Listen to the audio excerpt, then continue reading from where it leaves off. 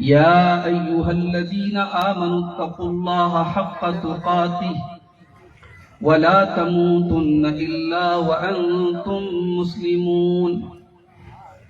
يا أيها الناس اتقوا ربكم الذي خلقكم من نفس واحدة وخلق منها زوجها وبث منهما رجالا كثيرا ونساء واتقوا الله الذي تساءلون به والأرحام إن الله كان عليكم رقيبا. يا أيها الذين آمنوا اتقوا الله وقولوا قولا سديدا يصلح لكم أعمالكم ويغفر لكم ذنوبكم ومن يطع الله ورسوله فقد فاز فوزا عظيما. أما بعد فإن خير الحديث كتاب الله وخير الهدي هدي محمد صلى الله عليه وسلم وشر الأمور محدثاتها وكل محدثة بدعة وكل بدعة ضلالة وكل ضلالة في النار. أعوذ بالله من الشيطان الرجيم. بسم الله الرحمن الرحيم. والمؤمنون والمؤمنات بعضهم أولياء بعض يأمرون بالمعروف وينهون عن المنكر ويقيمون الصلاة ويؤتون الزكاة ويطيعون الله ورسوله أولئك سيرحمهم الله إن الله عزيز حكيم. آج کے اس اجلاس کے مقرر خصوصی فضیلت الشیخ سید معراج ربانی حفظہ اللہ، اسٹیج پر تشریف فرما تمام محترم علماء کرام، بزرگوں اور دوستوں، نوجوان ساتھیوں، ماؤں اور بہنوں، پیارے بچوں، گھڑی میں اس وقت تقریباً 1:45 بج رہے ہیں اور آپ تمام حضرات یہ بات جانتے ہیں کہ سدھارتھ نگر اور اس کے اطراف میں جب بھی میں کسی پروگرام میں آتا ہوں اور وہ دن جمعرات کے علاوہ کوئی دن ہو تو وہ میرے لیے مشکل اور پریشانی کا دن ہوتا ہے، کیونکہ اگلے دن مجھے بنارس میں ڈیوٹی جوائن کرنا ہوتا ہے۔ اسی لیے آپ اکثر دیکھتے ہوں گے پروگراموں میں 1 بجے لاسٹ میں 1:30 بجے تک ہر حال میں نکل جاتا ہوں، کیونکہ 6 گھنٹے کا کم سے کم راستہ بنارس کا ہے۔ اور آپ یہ بھی جانتے ہیں کہ اسی راستے پر ایک بہت خطرناک حادثہ بھی میرے ساتھ ہو چکا ہے، اسی جلد بازی کی وجہ سے۔ میں بہت افسوس اور تکلیف محسوس کر رہا ہوں کہ آج کافی تاخیر سے مجھے وقت ملا، منتظمین سے پہلے سے گزارش کرنے کے باوجود اور میری تمام مجبوریوں کو جاننے کے باوجود عین موقع پر اس طریقے سے شیڈیول کیوں انہوں نے تبدیل کیا، اللہ عالم۔ وقت بہت کم ہے اور اب بہت محدود وقت میں مجھے بنارس جانا ہوگا۔ میں دعا کرتا ہوں اللہ تعالیٰ سے جو بھی باتیں آپ کے سامنے کہنے کی توفیق ملی ہیں، اللہ تعالیٰ ان باتوں پر کہنے والے کو، سننے والوں کو، سب کو عمل کی توفیق دے، اور اللہ آسانی کے ساتھ ہمارے سفر کو اختتام تک پہنچائے اور ہمیں اپنی منزل تک پہنچنے کی توفیق عطا فرمائے۔ ذمہ داروں کی طرف سے مجھے جو موضوع ملا ہے وہ ہے اصلاح معاشرہ میں خواتین کا کردار، مگر میں تھوڑی سی اس میں چینجنگ کر رہا ہوں۔ معاشرے کی اصلاح میں خواتین کا بہت ضروری کردار ہے، بہت اہم کردار ہے، ہم اس پر روشنی ڈالیں گے انشاءاللہ۔ لیکن ایک اور بہت اہم طبقہ ہے ہمارے سماج کا، اور مجھے نہیں معلوم کہ مجھ سے پہلے کسی خطیب کی تقریر کا وہ موضوع تھا کہ نہیں تھا۔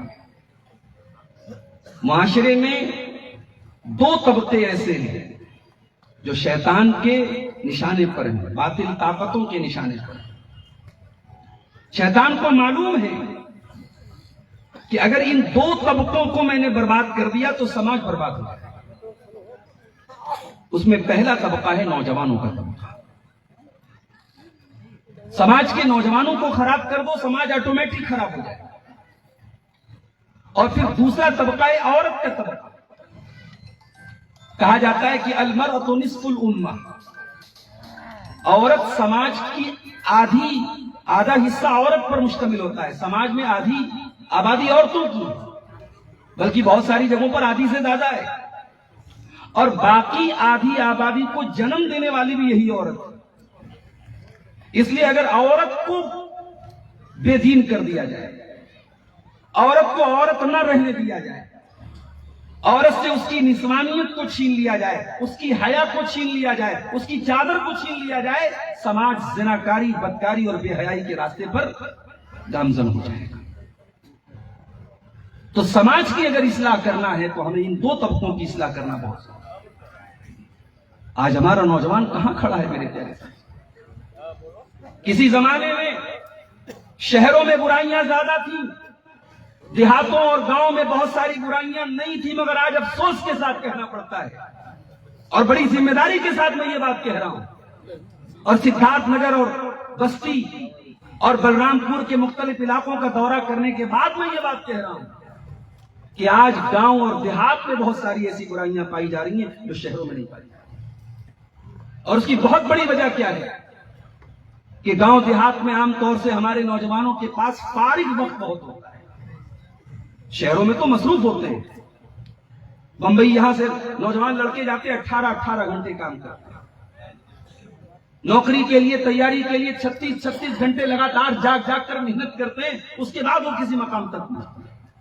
شہروں میں فرصت کے اوقات بہت آتا ہے، اور انسان کو گمراہ کرنے کے لیے اگر انسان اپنے فری ٹائم، اپنے خالی وقت کا غلط یوز کرے تو اس کے گمراہ ہونے کے لیے بہت سارے راستے ہیں۔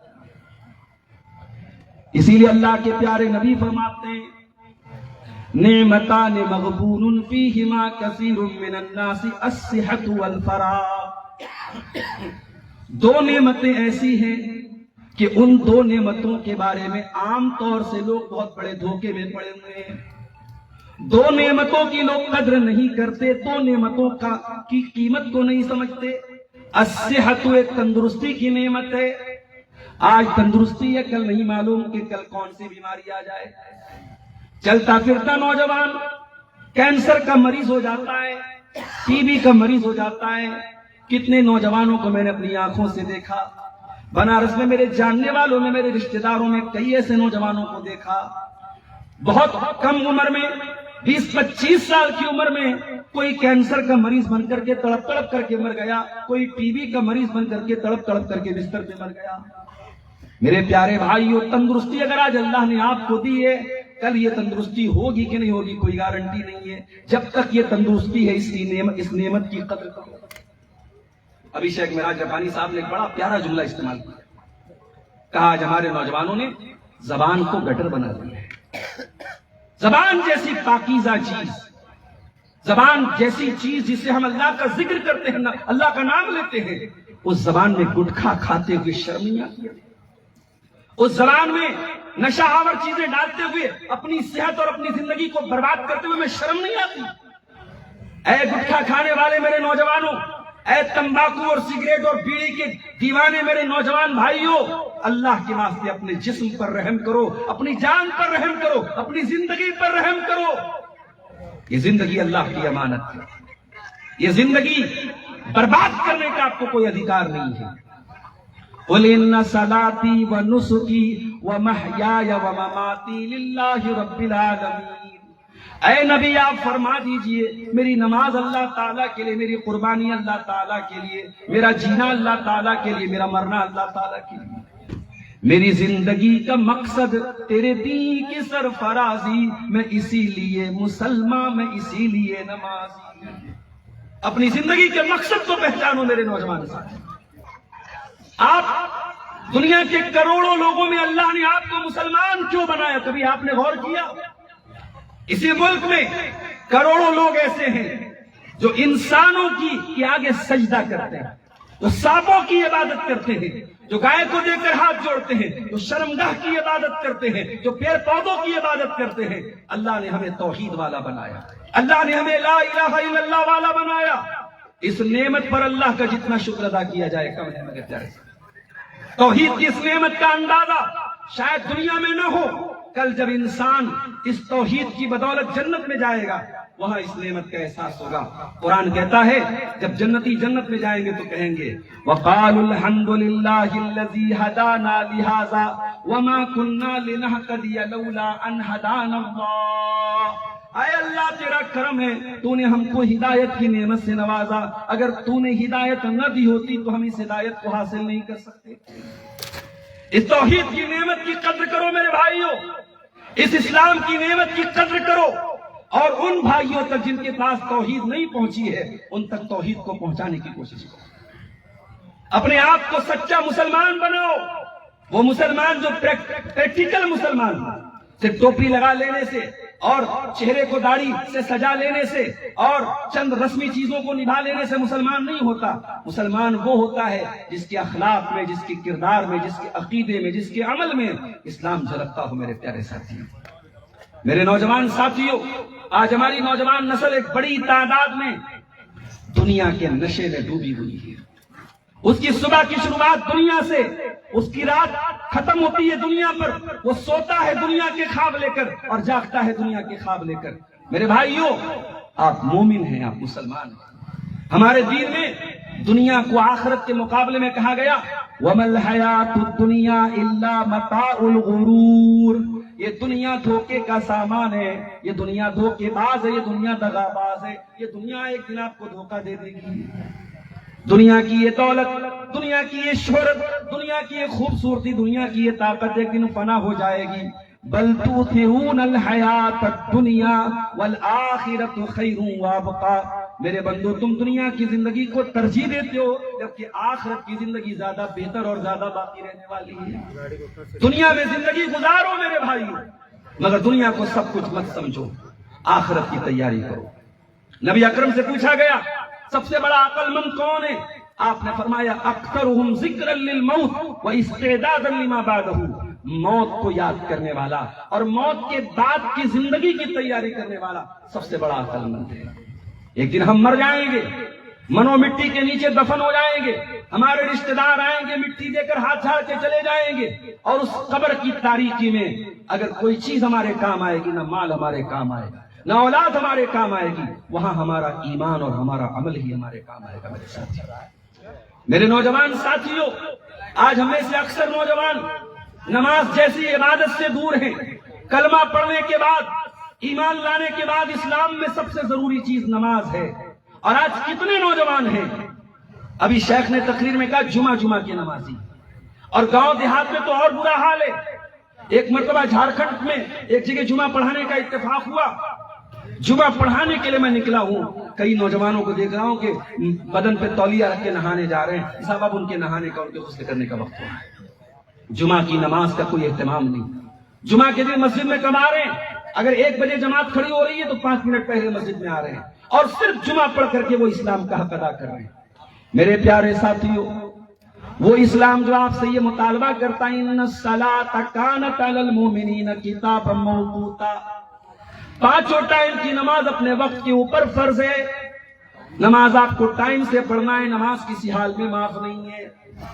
اللہ کے پیارے نبی اپنی وفات کے پہلے اپنی امت کو وصیت کر کے جاتے ہیں الصلاۃ الصلاۃ وما ملکت ایمانکم، اے میری امت کے لوگوں نماز کی پابندی کرتے رہنا، نماز کا خیال کرتے رہنا۔ وہ نماز جو نبی کی آنکھوں کی ٹھنڈک تھی، اور اللہ کے پیارے نبی فرمایا کرتے تھے جو علت قرۃ عینی فی الصلاۃ، نماز میری آنکھوں کی ٹھنڈک ہے۔ آج ہمارا نوجوان اس نماز سے آج 5 ٹائم کی اذان میں بار بار مؤذن یہ صدائیں دیتا ہے حی علی الفلاح، آ جاؤ کامیابی کی طرف، حی علی الصلاح، آ جاؤ نماز کی طرف۔ ہمارا نوجوان نماز کے ٹائم اپنے کاروبار میں لگائے، نماز کے ٹائم آج IPL کا میچ دیکھ رہا ہے، نماز کے ٹائم دنیا داری میں لگائے۔ اس کی زندگی میں تمام چیزوں کے لیے شیڈول ہے، نماز کا کوئی شیڈول نہیں ہے۔ اسی لیے اللہ قرآن میں اپنے متقی بندوں کی پہچان بیان کرتے ہوئے فرماتا ہے رجال لا تلہیہم تجارت ولا بیع عن ذکر اللہ واقام الصلاۃ وایتاء الزکاۃ یخافون یوما تتقلب فیہ القلوب والابصار۔ اے میرے بندو، میرے نیک بندے وہ ہوتے ہیں ان کا کاروبار بھی ہوتا ہے، ان کا دنیا میں بزنس بھی چلتا ہے، مگر ان کا کاروبار ان کو نماز سے غافل نہیں کرتا، ان کا کاروبار ان کو اللہ کے ذکر سے غافل نہیں کرتا۔ وہ قیامت کے دن سے ڈرتے ہیں، وہ اللہ کے سامنے حساب دینے سے ڈرتے ہیں۔ آج ہمیں سے بہت سارے نوجوان عشق اور محبت کے چکر میں پھنسے، عشق اور محبت کے چکر نوجوان لڑکوں اور لڑکیوں کو برباد کیے ہوئے ہیں۔ یاد رکھو میرے پیارے ساتھیوں، ہمارے دین میں پیار اور محبت کے نام پر یہ جو زناکاری اور بدکاری کا راستہ اپنایا جا رہا ہے، ہمارے دین میں اس کی کوئی اجازت نہیں ہے۔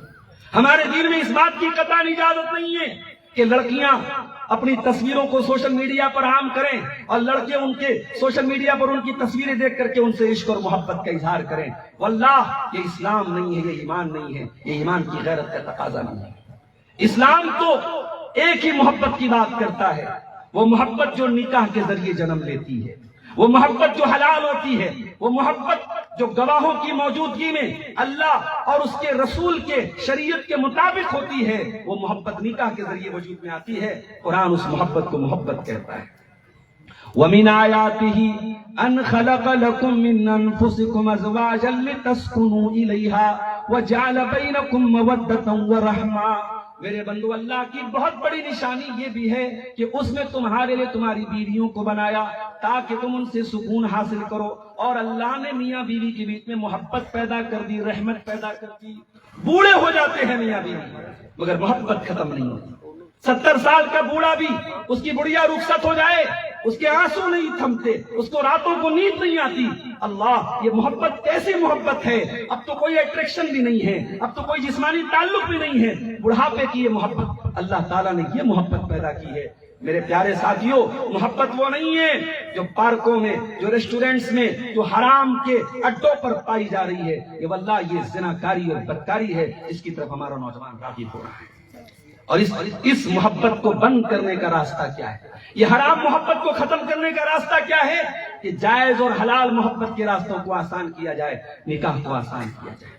آج افسوس کی بات ہے، سدھارتھ نگر کے اطراف کا اور نیپال کی بارڈر کے قریب کا یہ علاقہ، جہاں بڑی تعداد میں ہمارے جماعت اہل حدیث کے افراد بستے ہیں اور سینکڑوں پروگرام ہر سال ہوتے ہیں، آج بھی ان علاقوں اور بستیوں میں بڑے دھڑلے سے جہیز لیا جا رہا ہے، بڑے دھڑلے سے بارات کا سسٹم جاری ہے، بڑے دھڑلے سے رسم و رواج کے تمام وہ جو ہیں پریشانیاں اور رسم و رواج کے وہ تمام بوجھ اور تمام زنجیریں جنہوں نے لوگوں کا جینا حرام کر کے رکھا ہے، وہ آج جاری اور ساری ہے۔ میرے ساتھ ایک غریب انسان جس کے گھر میں 2-4 بیٹیاں ہوں، وہ غریب انسان بیچارہ یہی سوچ سوچ کر کے وقت کے پہلے بوڑھا ہو جاتا ہے، ان بیٹیوں کے جہیز کا انتظام کیسے کروں، ان بیٹیوں کی شادی کے موقع پر باراتیوں کو کھلانے کا انتظام کیا کروں۔ اور آج امت کی زکوٰۃ کی ایک بڑی رقم ان باراتیوں کے کھانے اور بیٹیوں کی شادی پر ہونے والے خرچ میں صرف ہو رہی ہے۔ میرے پیارے ساتھیوں، ہمیں اپنے گریبانوں میں جھانکنے کی ضرورت ہے، ہمیں اپنے گریبانوں میں جھانکنے کی ضرورت ہے۔ امت کی کتنی بیٹیاں اس جہیز کی بلی چڑھ گئی، امت کی کتنی بیٹیوں نے خودکشی کر لی، امت کی کتنی بیٹیاں زناکاری کے راستے پر چلی گئیں، انہی رسم و رواج کی وجہ سے۔ میرے عزیزوں، نکاح کو آسان کرو۔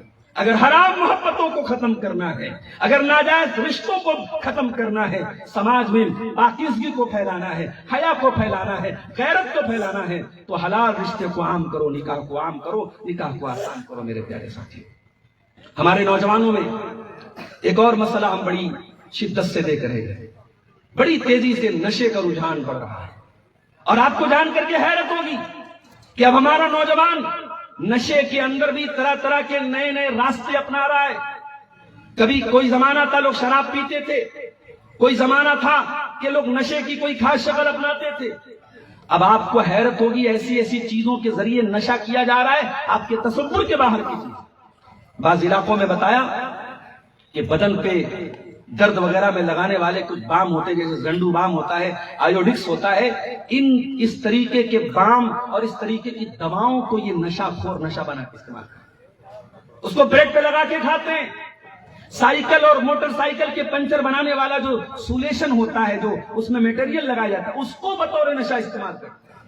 کھانسی کے جو کف سیرپ ہوتے ہیں دواخانوں سے، ان کو لے کر کے نشے کے طور پر استعمال کرتے ہیں۔ امت کا ایک بڑا طبقہ نشہ خوری میں مبتلا ہے، ڈرگس کا شکار ہے، اور اس طریقے کی چیزیں اس کے شریر کو کھوکھلا کر رہی ہیں۔ میرے نوجوانوں، ارے نشہ ہی اگر اپنانا ہے، اللہ اور اس کے رسول کی محبت کا نشہ اپنا لو، اسلام کے لیے جینے کا نشہ اپنا لو۔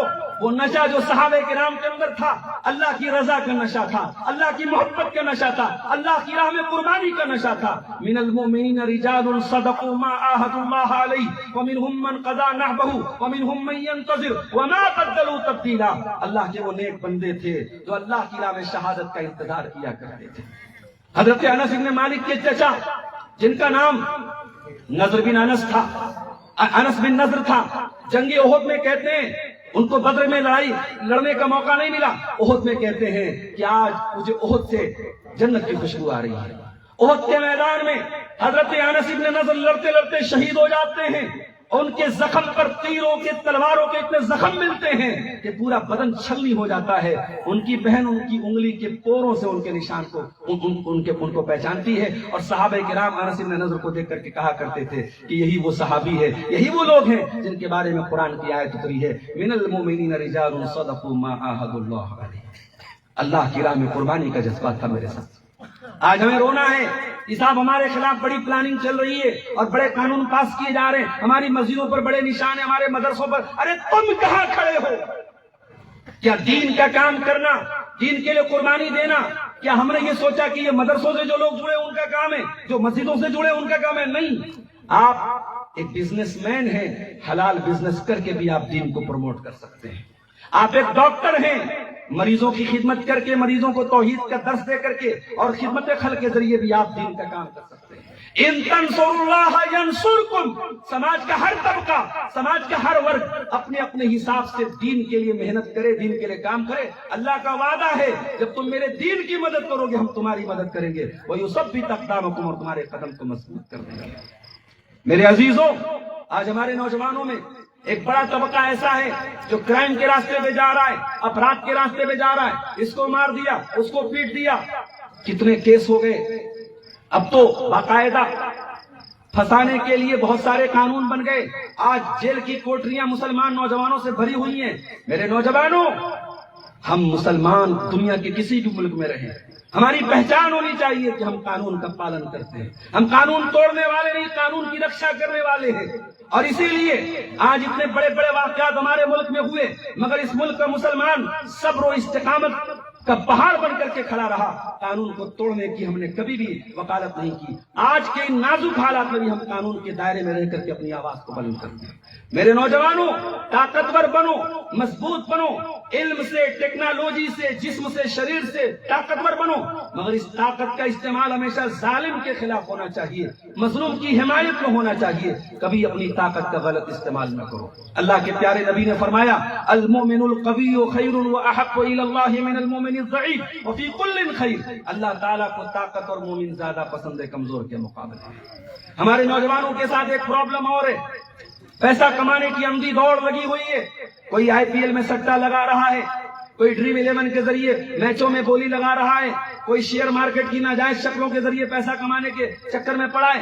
پیسہ کمانے کے حلال راستے بہت سارے ہیں میرے پیارے ساتھی، حرام کا راستہ نہ اپناؤ۔ حرام کا لقمہ گھر میں آیا عبادتیں قبول نہیں ہوگی، حرام کی روزی گھر میں آئی سکون چھن جائے گا، حرام کی روزی گھر میں آئی بھائی بھائی میں جھگڑا شروع ہو جائے گا، حرام کی روزی گھر میں آئی ہماری دعائیں قبول نہیں ہوں گی۔ یاد رکھو میرے پیارے ساتھیوں، قیامت کی ایک نشانی اللہ کے نبی نے بیان فرمائی، یاتی علی الناس زمان لا یبالی المرء من این اخذ المال۔ ایک زمانہ ایسا بھی آنے والا ہے لوگ پرواہ نہیں کریں گے کہ مال کہاں سے کما رہے ہیں، حلال طریقے سے کما رہے ہیں یا حرام طریقے سے کما رہے ہیں۔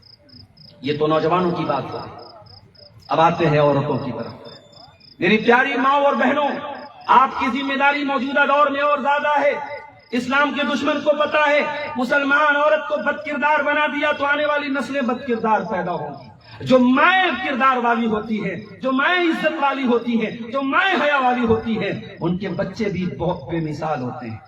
دنیا امام بخاری کو جانتی ہے، امام بخاری کی ماں کا نام تو کسی کو پتا بھی نہیں ہوگا۔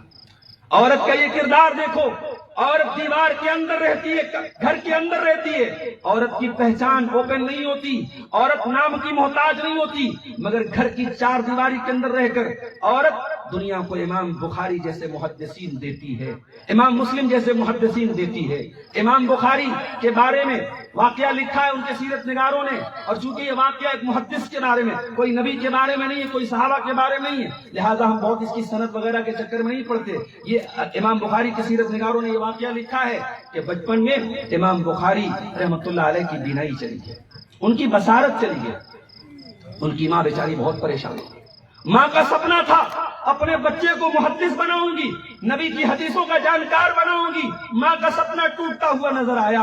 ماں تہجد گزار تھی، اللہ کی نیک بندی تھی، راتوں میں رو رو کے دعائیں کرنے لگی، پروردگارا میرے بچے کی بینائی کو لوٹا دے۔ اللہ، ماں کی دعا تو ایسے بھی اولاد کے حق میں قبول ہوتی ہے۔ ماں رو کے دعائیں کرے، ماں تہجد پڑھ کے دعائیں کرے، وہ دعا کیسے رد ہو سکتی ہے؟ ماں نے تہجد پڑھی، سو گئی، خواب میں حضرت ابراہیم علیہ السلام آئے اور انہوں نے خواب میں آ کر کے کہا کہ اے محمد ابن اسماعیل کی ماں، اے محمد ابن اسماعیل کی ماں، امام بخاری کا نام محمد ابن اسماعیل تھا، کہا کہ تیرے بچے کی بینائی کو اللہ تعالیٰ نے لوٹا دیا ہے۔ ماں کی نیند کھلی، بیٹا دیکھنے لگا۔ امام بخاری کی ماں کی دعاؤں کی برکت سے اللہ تعالیٰ نے ان کی بینائی کو لوٹا دیا۔ میرے پیارے ساتھیوں، آج امت کو ایسی ماؤں کی ضرورت ہے۔ امام احمد ابن حنبل کہتے ہیں، میں چھوٹا سا تھا، میرے باپ کا انتقال ہو گیا، میری ماں نے مجھے خود قرآن کا حافظ بنایا، اور فجر کا ٹائم ہوتا تھا، مسجد میرے گھر سے بہت دور ہوتی تھی، میری ماں چادر اوڑھتی تھی، نقاب اوڑھتی تھی، مجھے لے کر فجر کی نماز میں جایا کرتی تھی۔ مجھے اس علم حدیث کی محبت میرے دل میں پیدا کرنے میں میری ماں کا بہت بڑا کردار ہے۔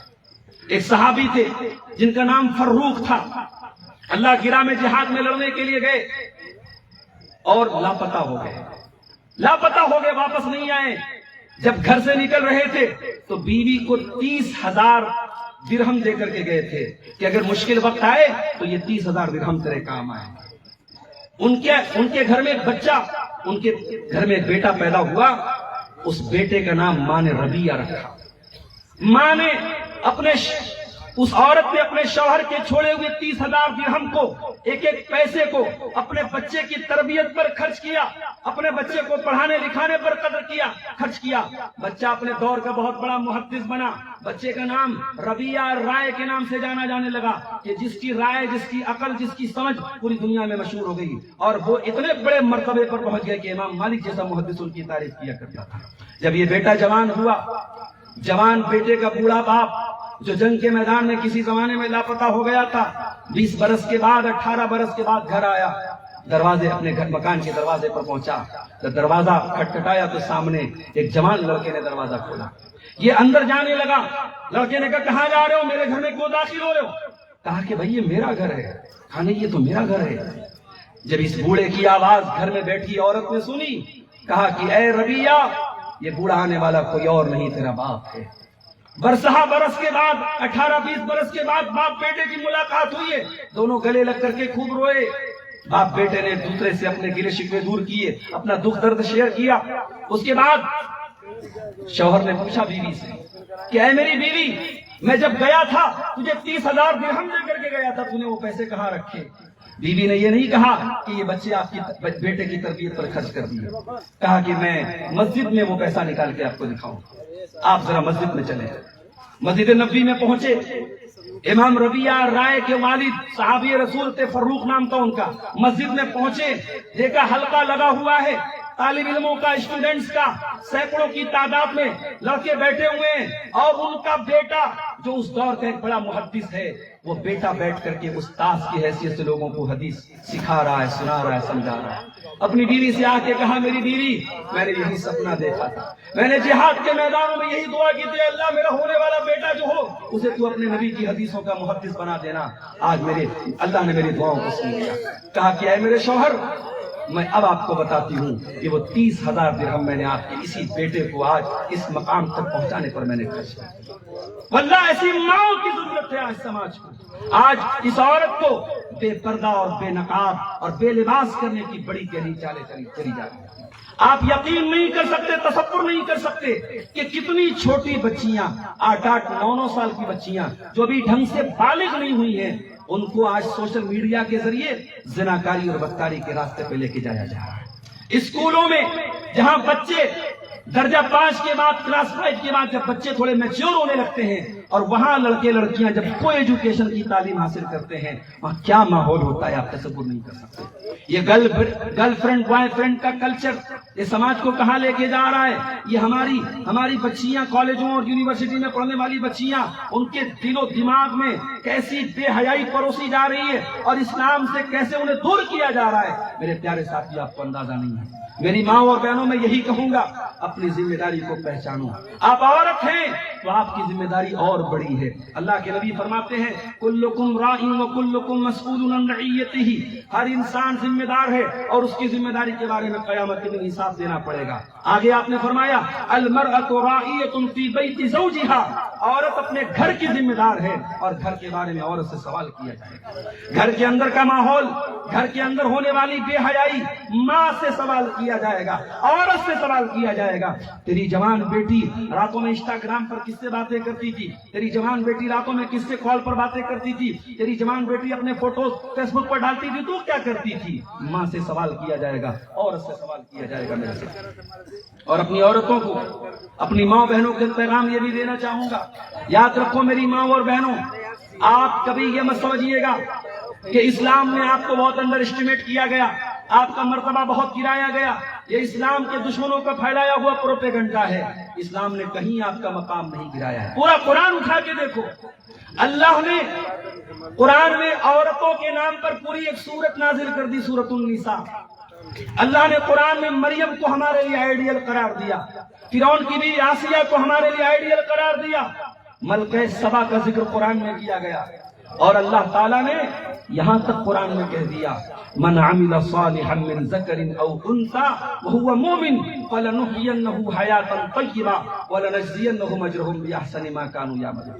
اے مردو تم بھی سن لو، اے عورتوں تم بھی سن لو، اگر ایمان والے بن جاؤ، اگر نیک عمل کرنے والے بن جاؤ، تمہاری دنیا کو ہم گلزار بنا دیں گے اور آخرت میں تمہیں جنت ملے گی۔ دنیا میں بھی فائدے میں رہو گے، آخرت میں بھی فائدے میں رہو گے۔ اور اللہ نے یہاں خاص طور سے مردوں کا بھی نام لیا، عورتوں کا بھی نام لیا۔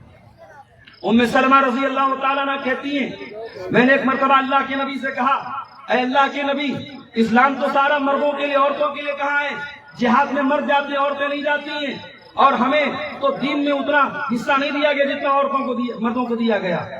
اللہ کے نبی نے کوئی جواب نہیں دیا۔ ام سلمہ کہتی ہیں میں کمرے میں اپنے بالوں میں کنگھی کر رہی تھی، اپنے بال میں کنگھی سے سنوار رہی تھی، اتنے میں نبی کی آواز میں نے سنی، آپ ممبر پہ سورہ احزاب کی آیت پڑھ رہے تھے ان المسلمین والمسلمات والمؤمنین والمؤمنات والقانتین والقانتات والصادقین والصادقات والصابرین والصابرات والخاشعین والخاشعات والمتصدقین والمتصدقات والصائمین والصائمات والحافظین فروجهم والحافظات والذاکرین اللہ کثیرا والذاکرات اعد اللہ لهم مغفرتا واجرا عظیما۔ اللہ نے 10 کوالٹی بیان کی، اور اللہ نے 10 کوالٹی کے لیے مردوں کا بھی بیان کیا، عورت کا بھی بیان کیا، دونوں کو ساتھ ساتھ میں بیان کیا۔ بے شک مسلمان مرد مسلمان عورتیں، مومن مرد مومن عورتیں، اللہ کی فرما برداری کرنے والے مرد اللہ کی فرما برداری کرنے والی عورتیں، اللہ سے ڈرنے والے مرد اللہ سے ڈرنے والی عورتیں، صبر کرنے والے مرد صبر کرنے والی عورتیں، سچ بولنے والے مرد سچ بولنے والی عورتیں، روزہ رکھنے والے مرد روزہ رکھنے والی عورتیں، صدقہ کرنے والے مرد صدقہ کرنے والی عورتیں، اور اپنی شرمگاہ کی حفاظت کرنے والے مرد اور اپنی شرمگاہ کی حفاظت کرنے والی عورتیں، اور اللہ کا زیادہ سے زیادہ ذکر کرنے والے مرد اور اللہ کا کثرت سے ذکر کرنے والی عورتیں، ان سب کے لیے اللہ نے جنت کو تیار کر کے رکھا ہے۔ یہ آیت اتر گئی اور اللہ تعالیٰ نے جواب دے دیا ام سلمہ رضی اللہ تعالیٰ عنہ کو کہ اے نبی کی بیوی، اسلام میں مرد اور عورت کے درمیان نیکی کے معاملے میں کوئی تفریق نہیں، ہاں دائرے الگ الگ ہیں، اسلام میں دائرے الگ الگ ہیں، مرد کے کام کرنے کا دائرہ الگ ہے، عورت کے کام کرنے کا دائرہ الگ ہے۔ مرد کمائے گا، مرد کاروبار کرے گا، مرد بزنس کرے گا، اور عورت اس کے گھر کی حفاظت کرے گی۔ عورت ایک اچھی بیوی بنے گی، ایک اچھی ماں بنے گی، ایک اچھی بیٹی بنے گی۔ اور یاد رکھو میری پیاری ماں اور بہنوں، آپ اگر گھر کو صحیح طریقے سے سنبھال لیں تو اس گھر سے انشاءاللہ یہ ساری برائیاں آج دور ہو جائیں گی، یہ ساری برائیاں دور ہو جائیں گی اگر عورتیں دین کی جانکار بن جائیں۔ آج افسوس کی بات ہے، دین کی بڑی موٹی موٹی باتیں ہماری عورتوں کو نہیں معلوم، اور یہ جو واقعات ہم سن رہے ہیں کہ مسلمان لڑکیاں مرتد ہو رہی ہیں، غیروں کے ساتھ بھاگ رہی، کیوں یہ واقعات سامنے آ رہے ہیں؟ کیونکہ دین کی کمی ہے۔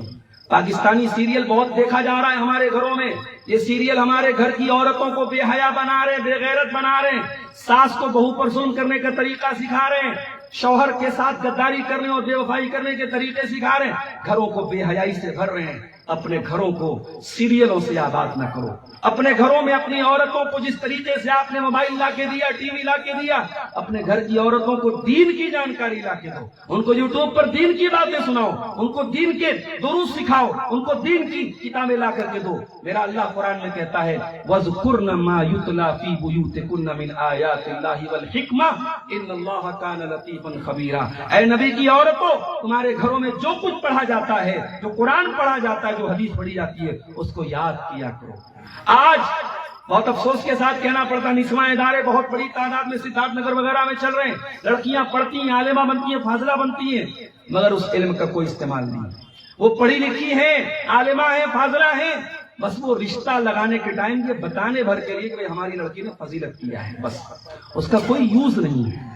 سماج میں یہ لڑکیاں فضیلت کرنے کے بعد، دین کی تعلیم حاصل کرنے کے بعد کیوں نہیں سماج میں پھیلنے والی رسموں کے خلاف یہ کام کرتی ہیں؟ یاد رکھو، سال میں ایک بار جلسہ کرا لینا، یہ کوئی دعوت کا کام اور کوئی امر بالمعروف اور نہی عن المنکر کے کام کرنے کا حق ادا کرنا نہیں ہوا۔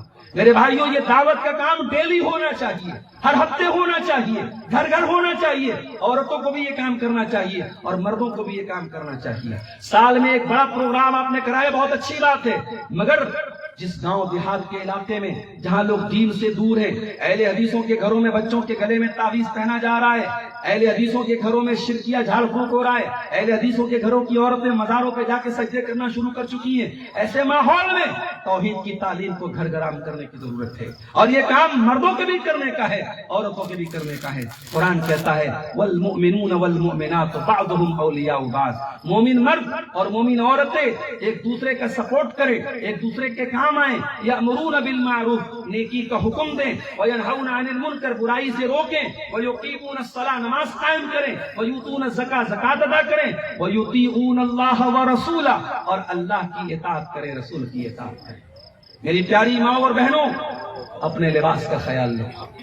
شیطان کا بہت بڑا ہتھیار تمہیں بے پردہ کرنا ہے، تمہیں لباس سے عاری کرنا ہے۔ اللہ کے پیارے نبی فرماتے ہیں المرأۃ عورۃ، عورت پردے میں رہنے کی چیز ہے، اذا خرجت، جب یہ بے پردہ ہو کر کے گھر سے نکلتی ہے، استشرفها الشیطان، تو شیطان کا نشانہ بن جاتی ہے۔ اسی لیے ہماری شریعت نے عورت کو بغیر محرم کے سفر کرنے سے منع کیا، عورت کو بغیر محرم کے کہیں رات گزارنے سے منع کیا، یہاں تک اللہ کے نبی نے فرمایا لا یخلون رجل بامرأۃ الا وثالثهما الشیطان، جب کوئی مرد کوئی پرائی عورت کے ساتھ، اجنبی عورت کے ساتھ تنہائی میں ملتا ہے، چاہے وہ مرد بہت بڑا اللہ والا ہو، عورت بہت بڑی متقیہ اور پرہیزگار ہو، اگر کوئی اجنبی مرد کسی اجنبی عورت کے ساتھ تنہائی میں ملتا ہے تو تیسرا شیطان ہوتا ہے۔ اس لیے اپنے گھروں میں اپنی لڑکیوں کو موبائل دینے کے پہلے یہ وصیت کر دو میری ماں اور بہنوں کہ یہ موبائل، یہ دو دھاری خنجر، دو دھاری تلوار ہے، یہ فیس بک، یہ سوشل میڈیا، اگر تو استعمال کرے گی تو بہت سوچ سمجھ کے استعمال کرنا، کہیں ایسا نہ ہو کہ تیرے پرائیویٹ ان باکس میں چیٹنگ کر کے کوئی تیری عزت تک پہنچ جائے، تیرے گریبان تک پہنچ جائے۔ میری پیاری ماں اور بہنوں، اس حدیث کو ہمیشہ یاد رکھنا کہ جب کوئی مرد کسی عورت کے ساتھ اکیلے میں ملتا ہے تو تیسرا شیطان ہوتا ہے۔ اور یاد رکھنا، یہ پردے کا حکم ایسا نہیں کہ عام حالات میں تو پردے کا حکم ہے اور شادی بیاہ میں معاف ہو جاتا ہے، نہیں۔ بڑے افسوس کی بات ہے، آج دیندار گھروں میں، اچھے خاصے دیندار گھروں میں شادی بیاہ کے موقع پہ جم کے بے پردگی ہوتی ہے۔ یاد رکھو، عورت کے سر کا دوپٹہ اس کے سر سے کبھی نہیں اترنا چاہیے، عورت کی حیا کی چادر اس کے بدن سے کبھی نہیں اترنی چاہیے. اللہ نے قرآن میں عورت کو دوپٹہ رکھنے کا طریقہ بھی بتایا ہے. اللہ نے فرمایا وَلْيَضْرِبْنَ بِخُمُرِهِنَّ عَلَى جُيُوبِهِنَّ، اے عورتوں اپنے دوپٹوں کو اپنے گریبانوں پر رکھو، اپنے سینے پر رکھو. حضرت عائشہ کہتی ہیں اللہ رحمت نازل فرمائے مہاجرین کی عورتوں پر. جب قرآن کی یہ آیت نازل ہوئی کہ اے مسلمان عورتوں اپنے دوپٹوں کو سینے پر رکھو، تو مہاجرین کی عورتوں کے پاس دوپٹہ نہیں تھا. فَشَقَقْنَ مُرُوتَهُنَّ، انہوں نے اپنی چادروں کے 2 ٹکڑے کر دیے اور اس کو اپنا دوپٹہ بنا دیا.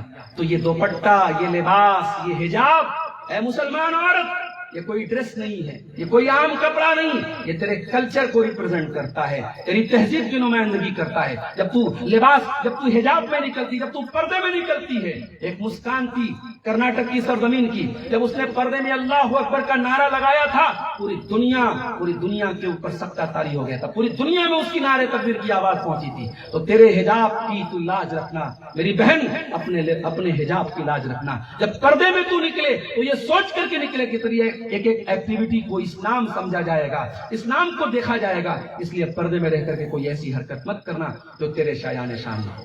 اور ایک آخری بات میرے پیارے ساتھیوں، آج مردوں سے بھی کہوں گا، عورتوں سے بھی کہوں گا، یہ دور صحابہ کا دور نہیں ہے، یہ دور خیر القرون کا دور نہیں ہے، یہ قیامت کے قریب کا دور ہے، یہ فتنوں کا دور ہے. اور فتنوں میں ایک بہت بڑا فتنہ شرمگاہ کا فتنہ ہے، زناکاری کا فتنہ ہے. اسی لیے قرآن جب بھی کامیاب لوگوں کا تذکرہ کرتا ہے، قرآن کہتا ہے والذین هم لفروجہم حافظون، اپنی شرمگاہ کی حفاظت کرنے والے کامیاب. میرے نوجوان ساتھیوں، بہت آسانی سے آپ کو زنا کے موقع ملیں گے، بڑی آسانی سے آپ کو لڑکیوں کے نمبر مل جائیں گے، بڑی آسانی سے آپ کو حرام راستے پر شیطان لے کے جانے کی کوشش کرے گا. مگر ہمیشہ قرآن کی آیت کو یاد رکھنا کہ تجھے اگر جنت میں جانا ہے، کامیاب بننا ہے، اپنے جذبات کو قابو میں رکھنا، حرام راستے سے اپنے دامن کو بچا کے رکھنا، اپنی شرمگاہ کا غلط استعمال مت کرنا.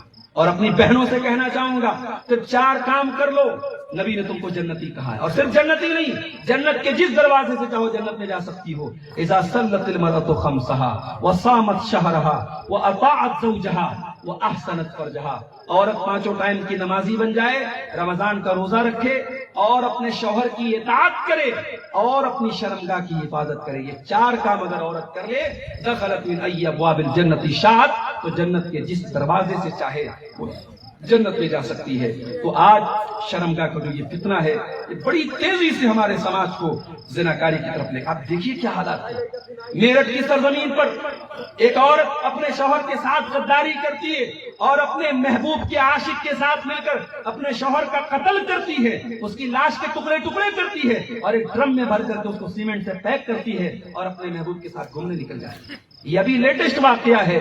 اور علی گڑھ کی سرزمین پر رشتہ طے ہوا اور ساس اپنے داماد کے ساتھ فرار ہو جاتی ہے. یہ حالات ہم دیکھ رہے ہیں. رشتوں کی جو مریادہ اور رشتوں کی جو نزاکت اور رشتوں کا جو پاس تھا وہ ختم ہوتا چلا جا رہا ہے. اور ان سب کے پیچھے بہت بڑا کردار انٹرنیٹ کا ہے جو رشتوں کے تقدس کو بھی ختم کر رہا ہے. اس لیے اللہ کے واسطے اپنے حدوں میں ہم رہیں. اللہ تعالیٰ نے جو حدود ہمارے لیے بنائی ہے ان حدود میں رہیں. ڈھائی بج چکے ہیں میرے پیارے ساتھیوں. میں اب آپ سے اجازت لینا چاہتا ہوں اس دعا کے ساتھ کہ ہم نے جو باتیں سنی ہیں اللہ ان باتوں پر ہم سب کو عمل کرنے کی توفیق عطا فرمائے. رب العالمین ہمارے قول و عمل کے تضاد سے ہمیں بچائے. اللہ ہمیں اپنے ایمان اور اخلاق کی اصلاح کرنے کی توفیق عطا فرمائے. خاص طور سے ہماری مائیں بہنیں، آج ان کے اندر بڑی تیزی سے بگاڑ پھیل رہا ہے. اللہ ان کو ایمان والی زندگی گزارنے کی توفیق عطا فرمائے. ککرہما بارڈر کا یہ پروگرام جن بھائیوں کی محنتوں سے منعقد ہوا، اللہ ان سب کو جزائے خیر عطا فرمائے. ان کے مال میں، ان کے اہل و عیال میں برکت عطا فرمائے. اللہ تعالی ہم سب کے آنے جانے کو، جمع ہونے کو اللہ قبول فرمائے، ایمان پر قائم رکھے اور ہم سب کا خاتمہ ایمان پر ہو. آمین. ربنا تقبل منا انك انت السميع العليم وتب علينا انك انت التواب الرحيم. وصلى الله تعالى على نبينا محمد وعلى اله وصحبه. جزاک اللہ خیرا واسع الجزاء. حضرت الشیخ ڈاکٹر عبدالغفار سلفی کا فاضلانہ خطاب آپ نے سماعت فرمایا. ایک ضروری اعلان یہ سن لیں کہ اسی مہینے کی 30 تاریخ کو گورا نیپال میں ایک اجلاس عام کا انعقاد کیا جا رہا ہے، جس میں آپ حضرات سے شرکت کی پرخلوص التجا کی جاتی ہے. آپ کو دعوت دی جاتی ہے کہ آپ لوگ زیادہ سے زیادہ تعداد میں 30 تاریخ کو گورا نیپال میں پہنچ کر کے اجلاس کو کامیاب بنائے۔ اب اسی کے ساتھ ہم دعا کریں گے کہ اللہ تعالیٰ جتنے بھی خطبہ اس اجلاس میں شریک ہوئے سب کی حاضری کو اللہ تعالیٰ تو قبول فرما، اور ہمارے مایاناز خطیب بہترین خطیب ڈاکٹر عبدالغفار سلفی حفظہ اللہ کے سفر کو تو آسان فرما۔ السلام علیکم ورحمۃ اللہ وبرکاتہ۔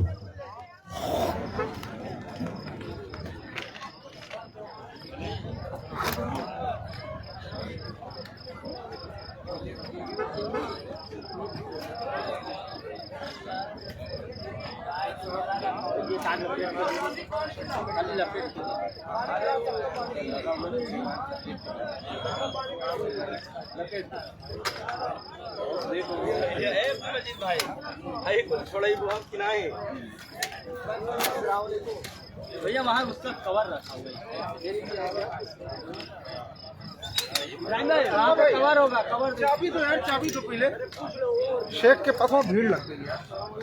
शेख के पास तो भीड़ लगे ही भाई। अब्दुल मजीद साहब सो रहे हैं क्या आप? ये सोने का वक्त नहीं है मेरे दोस्त। कवर वही पे अमऊ का हुई है दो कवर हम लेके जाएंगे। हाँ